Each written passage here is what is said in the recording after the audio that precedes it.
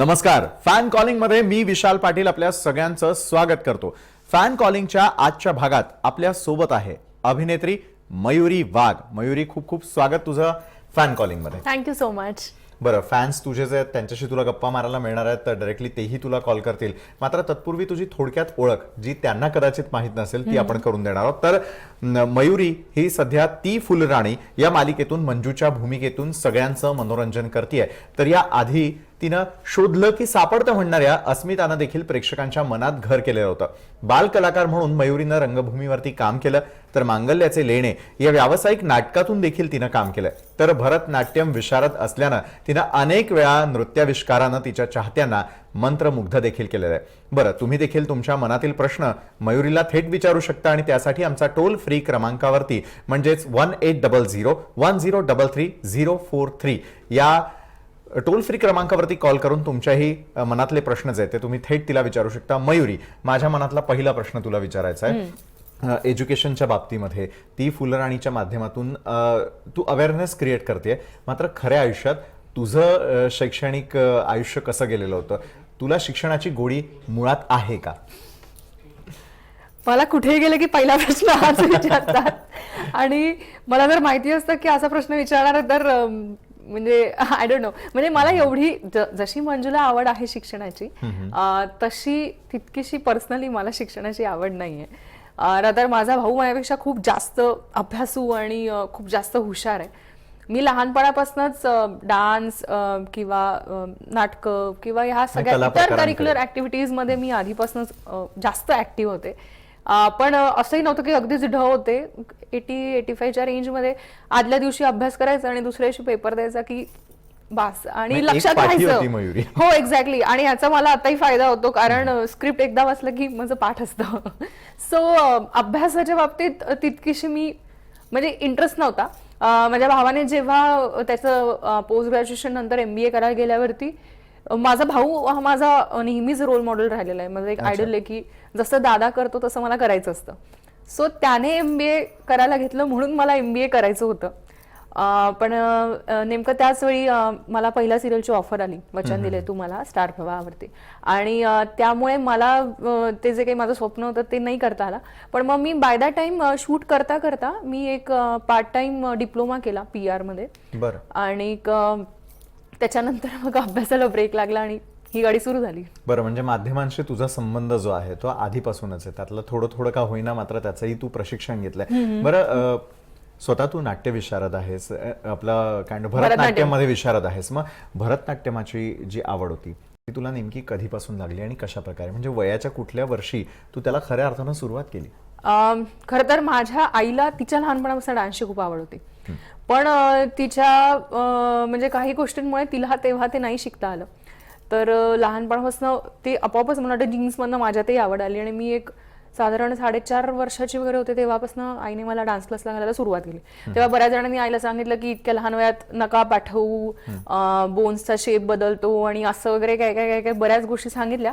पण माझी एकंदर आवड बघता आईचं असं होतं की तिला जेवढी आवड आहे तिचं तिला करू देत, त्याच्या पुढे तिला इंटरेस्ट जर राहिला तर ती त्यामध्ये काहीतरी करिअर करेल. ते साधारण 5व्या वर्षी मी पहिली भरतनाट्यमची मला वाटतं परीक्षा दिली असेल. त्याच्यानंतर मग मी विशारद केलं आणि मग वेगवेगळे शोज करत गेले. बरं, फॅन कॉलिंग मध्ये फॅन्सचे कॉल सुरू झालेले आहेत. घाटकोपरून यावेळेला उषा आपल्याबरोबर जोडले गेल्यात. विचारा उषाजी आपला प्रश्न. मॅडम नमस्कार. नमस्कार. तुम्ही अस्मिता मालिका पाहिली, आता तुमची मंजूची भूमिका आवडते, पण तुम्ही काय सोशल वर्क वगैरे करता का? ओके. सोशल वर्क म्हणजे खरं तर अशी फारशी संधी नाही मिळत.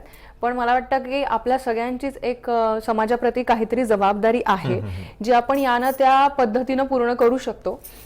त्यामुळे माझ्या बाबतीत माझ्या नशिबाने माझ्याकडे कला आहे, अभिनय आहे, ज्याच्याद्वारे मला जितपत जमतंय तेवढं समाजासाठी काहीतरी करता येईल. जसं अस्मितामधनं एक काही स्टोरीज मधनं आम्ही एक काही बोध किंवा काही काय म्हणतात त्याला मेसेज देण्याचा प्रयत्न केला. तसंच इथेही शिक्षणाबद्दल अवेअरनेस निर्माण करण्याचा प्रयत्न आम्ही करतोय. अदरवाईज काही सोशल ऍक्टिव्हिटीज असतात, काही कार्यक्रम असतात, त्याला जसं जमेल तसं आवर्जून मी भाग घेते नक्कीच. बरं, उषा यांचं उत्तर दिलेलं आहे. सांगलीहून यावेळेला मलकारी ओलमरे आपल्याबरोबर जोडले गेलेले आहेत. मलकारीजी विचारा. हॅलो बोला. मॅडम, मलकरी उर्मळ बोलतोय सांगलीतून. बोला. आपला नवीन चित्रपट कुठला आहे मॅडम आता? ओके. मी आता नवीन चित्रपट नाही करत आहे. मी आता सोनी मराठीवरती ती फुलराणी ही मालिका करते. सोमवार ते शनिवार रात्री 8:30 वाजता ही मालिका येते, ती बघा. आणि नवीन पुढचा काही प्रोजेक्ट असेल त्याबद्दल तुम्हाला कळेल लवकरच. बरं, पण मुळात मला तुला विचारायचं, जसं आता ठीक आहे, आता तुझे नाही प्रेक्षक- चालू मॅडम. विचारा आपला प्रश्न पुन्हा. चल मलकरी उर्मळे सांगली. बरं, धन्यवाद तुम्ही केलेल्या कॉलसाठी. बरं, जसं फॅन्सना एक अपेक्षा असते की कलाकार म्हणून तुमची उत्तरोत्तर ग्रोथ त्यांनाही पाहायची असते. मग मुळात थिएटरची आवड ही तुला, म्हणजे बालकलाकार म्हणून ज्या वेळेला तू काम केलंस तेव्हापासूनच लागली होती. मग तुला आवडतं माध्यम कुठलं आहे? म्हणजे स्मॉल स्क्रीन जास्ती आवडतीये की बिग स्क्रीनकडे जाण्याचा काही मानस आहे या पुढच्या काळामध्ये? मला वाटतं प्रत्येकाला एक कलाकार म्हणून सगळीच माध्यमं एक्सप्लोर करायला नक्की आवडतं. आणि म्हणजे मी थिएटरमध्येही काम केलं, मी आता सिरियलही करते. मी काही जेव्हा कॉलेजमध्ये होते तेव्हा काही फिल्म्समध्ये छोट्या मोठ्या भूमिका केल्या आहेत. तर असं एकच कुठलं माध्यम माझं आवडीचं असं मी नाही म्हणणार. सगळीच माध्यमं त्या त्या परीने तितकीच महत्वाची आहेत. आणि शेवटी एक कलाकार म्हणून आपली कला कुठल्याही माध्यमातून सादर केली तरी ते सारखंच आहे. रादर आता वेबसिरीजचं एक खूप वादळ आलं असं म्हणता येईल की सगळे वेबसिरीजकडे वळतायत. आणि मलाही काही वेबसिरीज बद्दल विचारलं गेलंय. सो येत्या काळात कदाचित वेबसिरीज मधून सुद्धा मी दिसेल. तुझ्या फॅन्सना त्या माध्यमातून तुला भेटता येणार. येस, नक्कीच. बरं, ज्या वेळेला तू मालिका करते, मालिकांमधलं आयुष्य, म्हणजे तू आज प्रामाणिकपणे सांगितलंस की शिक्षणाची खऱ्या अर्थानं तशी आवड नाहीये जसं त्या मालिकेमध्ये दाखवलेलं आहे. मात्र मालिकेमध्ये कायम तू धडाडीचीच दाखवलेली आहेस, म्हणजे कुठल्याही गोष्टीला अन्यायाला वाचा फोडणारी अशी. अस्मिता असू देत किंवा ती फुलराणीमधलं आत्ताचं मंजूचं कॅरेक्टर असू दे, खऱ्या आयुष्यातही मयुरी तशीच आहे का? अगदीच तशी आहे. म्हणजे मला माहित नाही त्याच तशा पद्धतीच्या भूमिका माझ्याकडे आल्या, पण हे माझ्यात आधीपासून आहे. म्हणजे जशी अस्मिता होती किंवा आता जशी मंजू आहे की अन्याय सहन नाही करणार, त्या बाबतीत आपलं मत प्रदर्शित करणं किंवा आपलं मत समोरच्याला पटवून देणं, हे मी एरवीच, म्हणजे मी तशीच आहे. अगदी लहानपणापासून म्हणता येईल की म्हणजे माझा भाऊ अगदीच शांत आहे आणि त्याच्या कम्प्लीट उलटी आहे. म्हणजे त्याला जर काही नाही पटलं तर तो गप्प बसतो, मला नाही पटलं तर मी नाही ऐकून घेतलंय. कधी मला जे वाटलं ते मी मत प्रदर्शन केलेलं आहे. सो दोन्ही कॅरेक्टर्स आणि मयुरी यामध्ये अगदी तंतोतंत साम्य म्हणता येईल, म्हणजे एक अभ्यास विषय सोडला तर. बरं, हे सगळं काही करत असताना जर अभिनेत्री म्हणून काम नसतं मिळालं तर मग मात्र मयुरी नेमकं काय झाली असती? अभिनेत्री म्हणून काम नसतं मिळालं तर ऍक्च्युली लहानपणापासून असं आपल्याला काय काय असतं की मला मोठं झाल्यावर हे व्हायचं ते व्हायचं. तसं एक तर डान्स पॅशन आहेच. म्हणजे मैं माधुरी दीक्षित बनना चाहती हूँ फिल्म आलेली तेव्हा मला असं वाटलं की ही माझ्याचसाठी फिल्म बनवली का काय. इतकी आवडती अभिनेत्री माधुरी दीक्षित आणि इतका डान्स बद्दल प्रेम. त्यानंतर मग जसं हळूहळू मोठे होत गेले त्याच्यानंतर एअर होस्टेस बनावं असं एक वाटत होतं. त्या अनुषंगाने मी एअर होस्टेससाठी इंटरव्ह्यूज पण दिले होते जेटमध्ये. मग त्यातनं पुढे सिलेक्शनही झालं होतं. पण मग त्यानंतर माझं असं झालं की नाही, आता मला वाटतं आपलं खरं प्रेम हेच आहे आणि अभिनयच. पण या गोष्टींनी तुला ग्रूम करायला खूप मदत केली का? म्हणजे जसं एअर होस्टेससाठी ट्रेनिंग असू दे किंवा ज्यावेळेला नृत्यासाठी तुम्ही जातात मग त्या ठिकाणी काय मुद्रा असतील किंवा म्हणजे जे टेक्निकली वर्ड्समध्ये तुम्हाला जास्ती माहिती आहे, तर हे सगळं करत असताना ते तुम्हाला ग्रूम करायला किती मदत करत असतं? या गोष्टी बालपणात रुजवणं किती महत्वाचं आहे? खूप महत्वाचं आहे. म्हणजे मी जसं म्हटलं, मी 5व्या वर्षी वयाच्या मी भरतनाट्यम शिकायला सुरुवात केली. आणि भरतनाट्यममध्ये जास्त करून फेशियल एक्सप्रेशन्स वरती भर दिला जातो. रादर त्याहीपेक्षा एक 10 जणांमध्ये तुम्ही परफॉर्म करणं, त्याचं एक स्टेज फिअर जाण्यासाठी गरजेचं असतं. तो एक कॉन्फिडन्स बिल्डअप होणं तुमच्यामध्ये गरजेचं असतं. तर ते मला वाटतं लहान वयात ते खूप लवकरच झालं. म्हणजे एक 7व्या-8व्या वर्षी मी स्टेज परफॉर्मन्स करत होते विदाऊट एनी टेन्शन किंवा प्रेशर आणि खूप मोकळेपणाने मी परफॉर्म, तो कॉन्फिडन्स बिल्डअप होणं. आणि दुसरी गोष्ट म्हणजे जसं तुम्ही म्हणालात की एअर होस्टेसचं ट्रेनिंग, तर त्याच्यासाठी रादर मी जेव्हा इंटरव्ह्यूज दिले तोपर्यंत मी माझ्या पहिल्या 2 मालिका केल्या होत्या. त्याच्यानंतरच्या मधल्या काळात हे मध्येच मला असं झालेलं की आपण करून बघूयात जमतंय का एक जॉबच्या हिशोबाने. पण त्याच्यानंतर अस्मिता सुरू झाली. सो तोवरती एक मेकअपचे एक बेसिक काही गोष्टी समजायला लागल्या होत्या. वा. त्याच्यातनं एक थोडं IQ वगैरे कितपत आपल्याला आता शाळा सुटल्यावर कितपत येतंय हे कळलं. बरं, पुढचा फोन आहे जळगाव या ठिकाणाहून संजोग जोगी यांचा. विचारा संजोग. हॅलो. बोला संजोग, आम्ही ऐकतोय. हा सर, मला मॅडमला विचारायचं आहे की तुमचं डेली रुटीन कसं आहे बा? एक्सरसाइज किती वेळ करतात, कसं करतात बा? जसं तुम्ही एवढं सुंदर दिसतात तर त्याचं काय राज आहे बा असं? Thank you so much. Hello. Fitness फंडा काय? फिटनेस फंडा ऍक्च्युली आमचं स्केड्यूल तुम्हाला एक सांगते की एक खूप आमच्या 12 तासाच्या 14 तासांच्या शिफ्ट्स असतात आणि मोस्ट ऑफ द टाइम सकाळी 9 वाजता जे शिफ्ट सुरू होते ते बऱ्याचदा दुसऱ्या दिवशी सकाळी 5 वाजेपर्यंत आम्ही शूटिंगच करत असतो. त्यामुळे अशा वेळी जास्तीत जास्त भर हा डाएटवर द्यावा लागतो कारण वर्कआउटला तितकासा वेळ नाही मिळत. पण सुदैवाने आमच्या सेटवरती सगळेच अगदीच फिटनेस कॉन्शियस असल्यामुळे मधल्या वेळात त्यातल्या त्यात काही नाही तर वॉक करूयात किंवा बॅडमिंटन खेळूयात किंवा असं काहीतरी एक फिजिकल ऍक्टिव्हिटी करतो की त्यातनं थोडाफार काहीतरी व्यायाम होईल. अदरवाईज डाएटच्या बाबतीत सगळेच कॉन्शियस असल्यामुळे सगळेच डाएटचे डब्बे घेऊन येतात आणि ऍटलिस्ट तेवढं तरी फॉलो होतंय. आणि बाकी महत्वाची गोष्ट म्हणजे पाणी, दिवसाला एक 4 ते 5 लिटर पाणी प्यायला तर तुम्ही सुदृढ राहाल. बरं, औरंगाबादहून बबन वाघुले जोडले गेलेले आहेत. बबन, विचारा आपला प्रश्न. हॅलो. बोला. औरंगाबादहून वावळे बोलतोय म्हणला मी. बोला बोला, आवाज येतो आपला. हो का? मॅडमची औरंगाबादनं वावळे बोलतोय मी. हा बोला. हो, आपली सिरियल आहे ना हा ती बघतोय मी, मंजुरीची. खूप तुमची भूमिका खूप आवडते त्यामधली मला. थँक्यू. हो. आणि आता आपली नवीन कुठली सिरियल येणार आहे का? ओके ओके ओके, मी सांगते तुम्हाला. धन्यवाद विचारलेल्या प्रश्नासाठी. नवीन कुठली सिरियल येणार आहे का असं त्यांचं म्हणणं आहे. आता तरी ती फुलराणी या मालिकेवरती मी पूर्ण लक्ष केंद्रित केलेलं आहे आणि अजून बऱ्याच त्या मंजूच्या आयुष्यातल्या घटना तुम्हाला दाखवायच्या आहेत पुढे काय काय घडणार आहे. त्यामुळे इतक्यात नवीन मालिका घेऊन तर नाही येणार. या मालिकेनंतर अर्थातच पुढच्या कुठल्या तरी एका वेगळ्या मालिकेतनं मी तुमच्या समोर येईन. बरं मयुरी, अनेक प्रश्न विचारायचे आहेत मला सुद्धा तुला. मग ते पर्सनल आयुष्याशी निगडीत आहेत, प्रोफेशनल आयुष्याशी निगडीत, ते आपण विचारणार आहोत, त्यावरती चर्चाही करणार आहोत. मात्र तत्पूर्वी इथं वेळ झाली एका छोट्याशा ब्रेकची. कुठेही जाऊ नका, पाहत राहा फॅन कॉलिंग.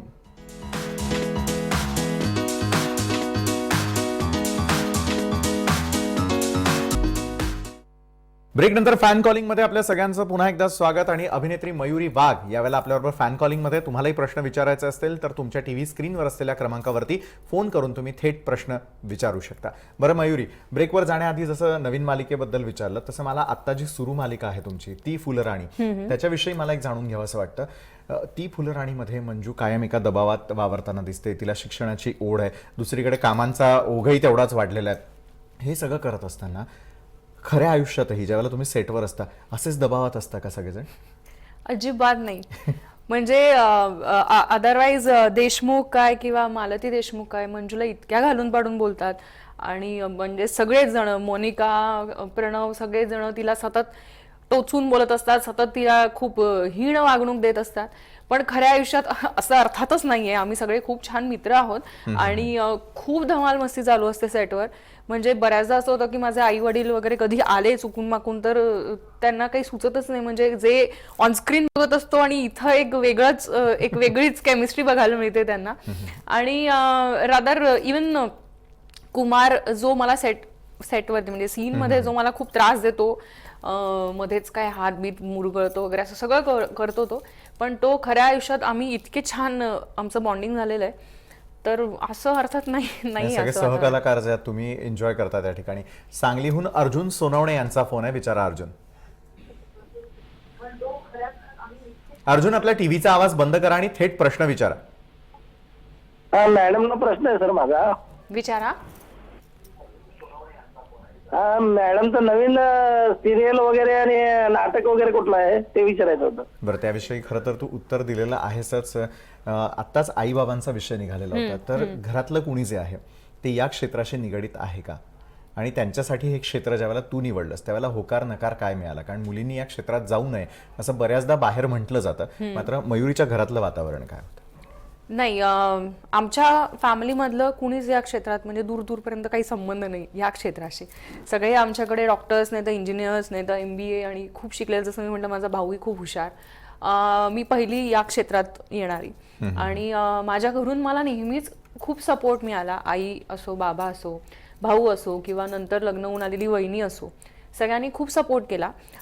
मी जसं म्हटलं की अस्मिता असो किंवा मंजू, दोन्ही कॅरेक्टर्स आणि मयुरीमध्ये जे काही साम्य आहे की अन्याय सहन नाही करत किंवा कुणी जर म्हणजे बऱ्याचदा असं घडलंय की रस्त्यात मी मारलंय लोकांना, कुणीतरी धक्का मारून गेलंय किंवा कोणीतरी बघतोच आहे तर त्याच्यावरती, त्यामुळे आणि हे सगळं आई नेहमी ओरडते मला यासाठी, पण हे सगळं बाबांमुळे. बाबांचं असं की तू लढ बिंदास, मी आहे काय बघू काही झालं तर.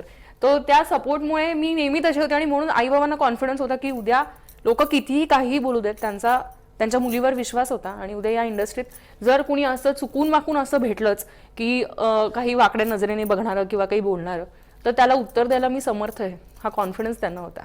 बरं, आणि अर्जुन सोनवणे यांनी जो प्रश्न विचारला होता मगाशी सिरियल आणि मालिकेविषयीचा आणि नाटकाविषयीचा, तर मला आपसुकच एक वाटायला लागलंय की जेव्हा थिएटरची तुम्हाला आवड असते त्यावेळेला तुम्ही मालिकांकडे वळता. मालिकांचं शेड्यूल इतकं बिझी असतं की 25-25, 30-30 दिवस सलग तुम्ही शूटिंग करतात. 12 तासांपेक्षा जास्तचं काम तुम्हाला त्या ठिकाणी करावं लागतं. मग कधीतरी थिएटरकडे आपण दुर्लक्ष करतोय असं मयुरीला स्वतःला एकट्यात बसल्यावर कधी वाटतं का? खूपदा वाटतं. म्हणजे थिएटरच असं नाही, पण आपण बाकी जी काही माध्यम आहेत तिथं पुन्हा वळावं. रादर मी काही वर्ष मी अँकरिंगही केलंय. मी काही वर्ष इवन स्टेज शो किंवा ग्राउंडचे ओपन जे शो असतात ते सुद्धा होस्ट केलेत. तर या सगळ्या गोष्टी मी आता मिस करते. पण कसं आहे, म्हणजे जसं तू म्हणालास की तसं स्केड्यूल असं असतं की नाही एका वेळी सगळ्या गोष्टी मॅनेज होत. पण ब्रेकमध्ये म्हणजे जसं मी पहिल्या मालिकेनंतर मी मध्ये एक ब्रेक घेऊन एक वर्ष मी स्वतःला दिलं होतं की जेव्हा मला फक्त ऍडव्हर्टाईज करायच्या होत्या. त्या वर्षभरात ऍड मिळो न मिळो मी रोज उठून ऑडिशनला जायचे आणि दिवसाला किमान 2 ते 3 ऑडिशन देऊन परत यायचं. त्याच्यातनं ज्या काही 8-10 ऍड्स मिळाल्या मला, त्याच्यात मला असेल की काहीतरी नवीन एक्सप्लोअर केलंय. सो असं मध्ये मध्ये ब्रेक घेऊन एक वेगळं काहीतरी चालू असतं. वा, बरं, रमेश परदेशी पुण्याहून जोडले गेलेले आहेत. विचारा रमेश आपला प्रश्न. नमस्कार, माझा प्रश्न मयुरी मॅडमला असा आहे. नमस्कार. मॅडम एक मिनिट. रमेश परदेशी म्हणजे पिट्या दादा, ते आमच्या सिरियल मध्ये विठ्ठलची भूमिका करतात. तर त्यांनीच फोन. हा बोला रमेशजी. नमस्कार मॅडम, मला प्रश्न असा आहे की तुम्ही अस्मिता याच्या आधी केलीत, एक खूप डॅशिंग असा रोल केला होता आणि तरी मयुरी एक अशी डॅशिंगच आहे, वेगळ्या प्रकारची. फक्त ती त्याला काय म्हणू आपण, क्रांती वगैरे करण्याच्या भानगडी करत असते. तर या दोन मध्ये तुम्हाला कसं वाटतंय काम करताना, म्हणजे नाही का या दोन्ही रोल, आधीचा आणि हा आत्ताचा? मला वाटतं पिट्या दादा ह्याचं उत्तर तूच देशील. सेटवर मी कशी असते हे तूच त्यांना सांगू शकतोस, कारण त्यांनी मला आत्ताच विचारलं कितपत साम्य आहे मंजू आणि मयुरीमध्ये. रमेशजी सांगा, आज पोलखोल करा की मयुरी जे आता फॅन्स बरोबर बोलतीये यावेळेला की मी खऱ्या आयुष्यातही अशी आहे आणि सेटवरही तशी आहे, आज पोलखोल करायला संधी मिळालेली एक सहकलाकार म्हणून. बोला. खऱ्या आयुष्यात तशी डेअरिंगबाज आणि डॅशिंग आहे. कारण तिला शक्यतो सेटवरती कोणी काही बोलत नाही, तिच्या नादी नाही लागू शकत कोणी. आता तिचा गपगप तिच्या नादी लागतात, कारण ती त्यांनाही तशीच उत्तरं देते जशी ती नाही का सिरियल मध्ये देते त्या मॅडमला वगैरे, आमच्या मालकीनबाई आहेत ना आमच्या सिरियल मधल्या त्यांना. वा, क्या बात आहे.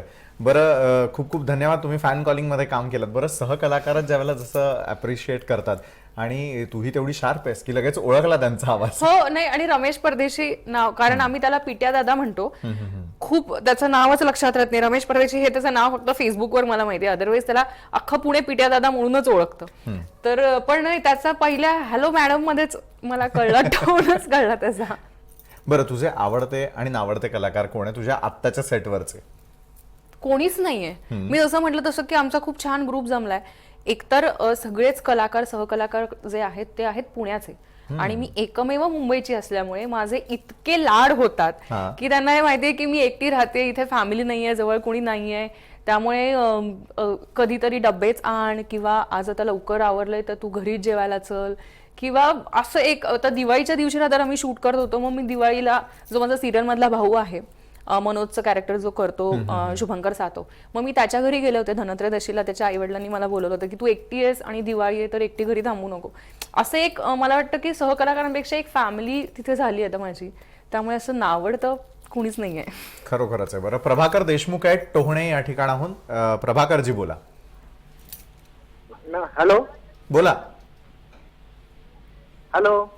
आवाज येतोय प्रभाकरजी, आपण थेट प्रश्न विचारू शकता मयुरी यांना. नमस्कार मॅडम. नमस्कार, बोला. मॅडम तुमचं काम सिरियल मध्ये खूप आवडतं आम्हाला. थँक्यू. हॅलो. आणखी काही विचारायचं? टीव्हीचा आवाज बंद करून थेट प्रश्न विचारा. फोनवरती आपण बोलतात त्या ठिकाणी. हॅलो. बरं, कदाचित त्यांनी टीव्हीचा आवाज जो आहे तो कमी केलेला नाहीये. बरं, काम आवडतं ही ज्यावेळेला पोचपावती मिळते त्यावेळेला मयुरीला कसं वाटतं? म्हणजे तुझे फॅन फॉलोअर्स आम्ही बघितलेले आहेत इंस्टाग्रामवरती, तेही खूप मोठ्या प्रमाणावरती आहे. त्यांच्यासाठी खरीखुरी मयुरी अवेलेबल असते का सोशल मीडियावरती? कधी काही महत्त्वाचे प्रश्न विचारले तर त्यांना उत्तर देण्यासाठी?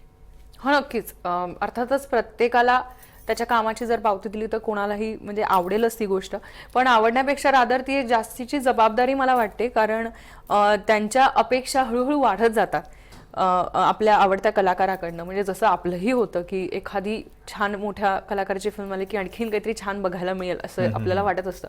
त्यामुळे ती एक जबाबदारीची जाणीवही असते. प्रेशर नाही म्हणणार मी त्याला, पण एक ते सतत मनात असतं की आज एवढे फॅन्स आहेत, एवढे फॉलोअर्स आहेत जे माझ्या प्रत्येक छोट्या छोट्या गोष्टीवर, माझ्या प्रत्येक पोस्टवरती ते लाईक करतायत किंवा मनापासून त्यांचं मत व्यक्त करतायत, तर त्यांची कुठेही निराशा होता कामा नये आपल्या कुठल्याच वागण्यातनं, बोलण्यातनं किंवा आपल्या कामातनं.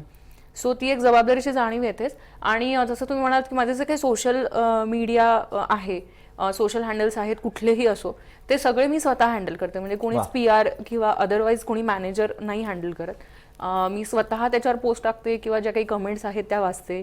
कधी काही प्रश्न असतील किंवा काही कमेंट्सवरती काही रिप्लाय करायचं असेल तर ते मी हँडल बरं, करते. ती फुलराणी ज्यावेळेला येणार होतं त्यावेळेला प्रत्येकाच्या मनात एक उत्सुकता होती की नाटकाचंच तर रूपांतर नाहीये ना, किंवा ते नाटक करावं अशी तुझी आता इच्छा आहे का? कारण कसं आहे की विषय तोच आहे, मांडणी फक्त जी आहे ती थोडी वेगळ्या पद्धती. हो, विषय एक साधारण म्हणजे तसं म्हटलं तर पाया आपण म्हणू शकतो की एक सुरुवात स्टोरी लाईन तशीच झाली. आता पुढे ते वेगळं आहे कम्प्लिटली. आणि नाटकाबद्दल विचाराल तर म्हणजे ते नाटक आधी भक्ती बर्वे इनामदार यांनी केलं, मग अमृता सुभाषने केलं, मग हेमांगीने केलं. त्याच्यानंतर आता मला करायची कितीही इच्छा असली तरी मला भीतीनेच पोटात गोळा येतो या विचाराने की यांनी केलेलं आहे ते नाटक, आणि त्यांच्यापेक्षा खूप भारी तर नाही म्हणणार मी, पण किमान त्या लेवलपर्यंत तरी मला परफॉर्मन्स देता आला तरी खूप आहे. सो आवडेल करायला नक्कीच. बरं, नाशिकहून ललित ठाकरे याला आपल्यावर जोडले गेलेत. ललित, बोला. हॅलो. बोला. मॅडमांना मला एक विचारायचंय. मॅडम एवढे सुंदर जे नाटक करता वगैरे, नवीन काही तुम्ही परत नवीन नाटकाचे प्लॅनिंग केले मॅडम? बरं, मालिकांमधून जर वेळ मिळाला तर या पुढच्या काळामध्ये नाटक करायला नक्कीच करायला हवंय आता, कारण नाटकासाठी बरेच प्रश्न येत आहेत, त्यामुळे यापुढे नक्कीच नाटक करेन. बरं, आता फिटनेस फंडा या त्या गोष्टी आपण सगळ्या बोललोत. मात्र रिसेंटली एक महत्त्वाचा मुद्दा होता. #MeTooची जी मोहीम सुरू झाली होती, मुलींच्या बाबतीत छेडछाडीचे जे प्रकार घडतात त्यावेळेला अस्मिता म्हणून, मंजू म्हणून काय सांगावंसं वाटतं तुझ्या प्रेक्षकांना, ज्या महिला खरं तर बघतात तुला? कारण मालिका बघत असताना महिलांची संख्या सर्वाधिक असते आणि तुम्ही जे बोलता ते त्यांच्या मनापर्यंत भिडतं. मुलींनाही त्यांना सांगायचं असतं, मात्र त्या कदाचित सांगू शकत नाही. तर अशा वेळेला तुला खास करून त्या मुलींसाठी काय सांगायचं? मला मुलींनाही सांगायचं आणि त्यांच्या पालकांनाही सांगायचं. म्हणजे हे मला खूप आधीपासून मला असं वाटत होतं की जसे आपल्या शाळेमध्ये, कॉलेजेसमध्ये एक कार्यानुभवाचा तास असतो, कलेचा, चित्रकलेचा असतो किंवा एक पीटीचा पिरियड असतो, तसा एक स्वसंरक्षणाचा तास असायला हवाच अभ्यासक्रमात, की जेणेकरून एक बेसिक स्वसंरक्षणाचे धडे शाळेतूनच सगळ्या मुलांनाही आणि मुलींनाही मिळाले. म्हणजे मुलांनाही हल्ली आता गरज लागायला लागली त्या गोष्टीची, तर मुलांनाही मिळाले आणि मुलींनाही मिळाले तर फारच उत्तम होईल. पण जोपर्यंत ते अभ्यासक्रमात येत नाही तोपर्यंत किमान आपण आपल्या परीने आपल्या पाल्याला असं काहीतरी स्वसंरक्षणासाठी बेसिक कराटे, जुडो किंवा काहीतरी स्वसंरक्षणाचे धडे द्यावेत, घरूनही द्यावेत आणि बाहेर क्लासेस लावून दिले तर तिथल्या तिथे त्यातनं बाहेर पडण्यासाठी तरी त्यांना मदत होईल. म्हणजे नाही त्यांना पाडूनच बाहेर पडा वगैरे असं म्हणणं नाही माझं, पण तिथल्या तिथे स्वतःचं रक्षण करून सुखरूप बाहेर पडणं तेवढं तरी त्यांना जमायला हवं. वा, खूप खूप धन्यवाद मयुरी, तुझ्या बिझी शेड्यूलमधून तू खरं तर वेळ काढून आलीस आणि आमच्या सर्व फॅन्स बरोबर गप्पा मारल्यास त्यासाठी. Thank you so much. तर फॅन कॉलिंगमध्ये आता वेळ झालेली इथेच थांबण्याची. मात्र तुम्ही पाहत राहा जय महाराष्ट्र.